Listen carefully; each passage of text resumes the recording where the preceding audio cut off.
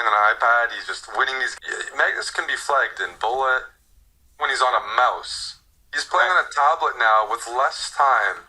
So Lazavik, if he gets in a time scramble, he's a favorite. He's just simply a favorite, and he has a good chance to enter a time scramble with more time. So that really makes the task easier. This EWC format changes, Armageddon with the ability to flag your opponent, and I think we might see that. That Magnus should recognize that he cannot get in serious time trouble against Lazavik in a prolonged type of game. So not to read into it too much, but he's already used double the time that Denis has used, and to be honest, that just can't continue going forward. We're barely into the game here. Magnus is approaching 5 minutes, so this is a situation that you need to be concerned about. As Magnus, we saw in that last time scramble, it wasn't even close, and that's the fact that Denis was up a little bit of time to begin with. He had the easier moves with the rook. However, it's not something that Magnus can allow again, because tablet speed is just not comparable. For sure. This position, by the way, e5, you don't always see Magnus play these structures where you both trade significant weaknesses. It's like e5, let's just say you take, white has control over this d5 square, black has control over d4. Yeah, d4 versus d5, I think Magnus is at least got a position that the plans are quite obvious.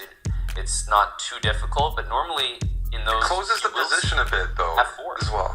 Oh yeah, I was just going to say, it closes the positions, and what I mean by that is, just say you take, and I'm going to go rook e1. A lot of maneuvering that it's not an open position, can trade off the pieces, bring the rooks to the open files, clear trades. Here, the players have long-term squares that block a lot of the action, which does extend the game, and maybe strategically that could be a small inaccuracy with the time situation and the tablet situation.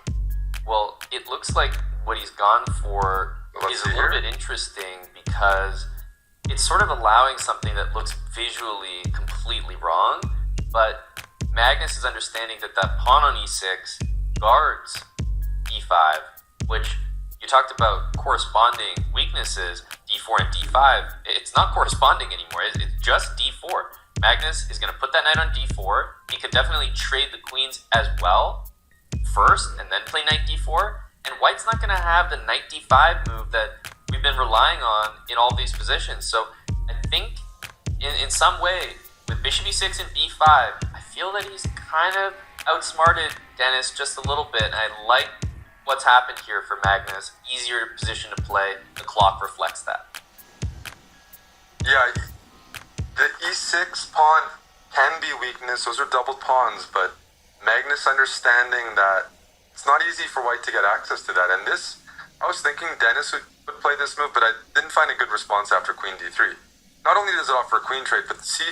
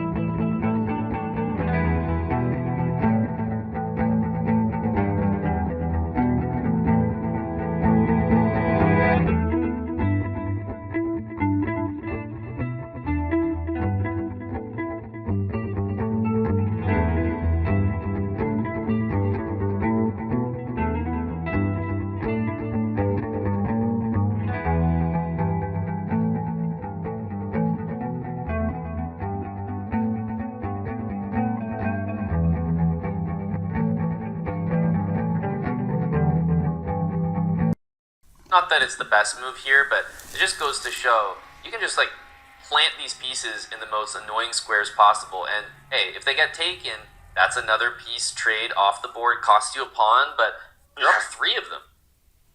I wouldn't take it, but Exactly. that's annoying. I'll put bishop c3. Yeah, Denis's mentality for sure. No more trades.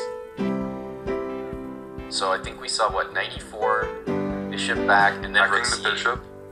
Rook c8. He couldn't get the a pawn moving, so he'd like to get the c pawn moving. Although you're not quite threatening this necessarily, there might be some tactics. I'm not entirely sure.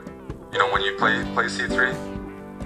Basically, it feels like Black's trying to move these pawns, and Denis keeps blockading them at a further and further square up the board. Eventually, it's going to be insufficient. So the knight coming to d5, that might be the last straw. The head shake from Denis. I think everyone on camera realized at the same time how annoying knight d5 was. Yeah, that initiates. Well, not only is that a fork, but it supports the c pawn. If this bishop ever comes back to this diagonal when you push c3, then on d5 is sheltering. That e6 pawn, the coordination is coming together for Magnus, and yeah, this is critical. He's drawing dead, is what I would say when it comes to the position. Yeah, the pawn is just gonna go. I mean, you can take on d4 and try to blockade, but it's like the blockade is not gonna hold forever and ever. The pawn just goes and goes and goes. He's trying. He's doing a really good job of it, but he's playing Magnus, who has a good position. Denis absolutely is doing practically what you're supposed to do here. Just not enough juice in the position. No. Knight to e5 is going to make its way in exactly as you're highlighting, and he's doing a great job blockading, but unfortunately, he can't. There hasn't been maybe an active threat. Rook c7 followed by bishop a3. Bishop a3 trades everything off. Yeah. Rook c7, like bishop a3.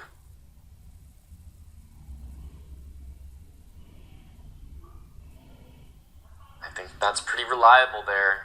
The bishops have been reduced to their starting squares, and he's going to have to give it up. And Magnus Carlsen is inevitable. He gets it done in Armageddon. He wins it, and it